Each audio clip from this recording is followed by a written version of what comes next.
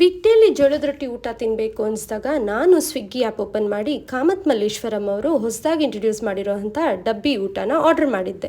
30 ನಿಮಿಷದಲ್ಲಿ ಈ ಊಟ ಮನೆಗೆ ಡೆಲಿವರಿ ಆಯಿತು.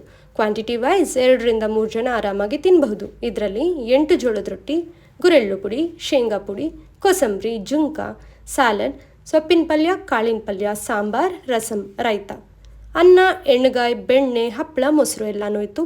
ಟೇಸ್ಟ್ ವೈಸ್ ಅಂತೂ ಸಖತ್ತಾಗಿತ್ತು. ನಾನು ನನ್ನ ಫ್ಯಾಮಿಲಿ ತುಂಬಾ ಎಂಜಾಯ್ ಮಾಡಿದ್ವಿ.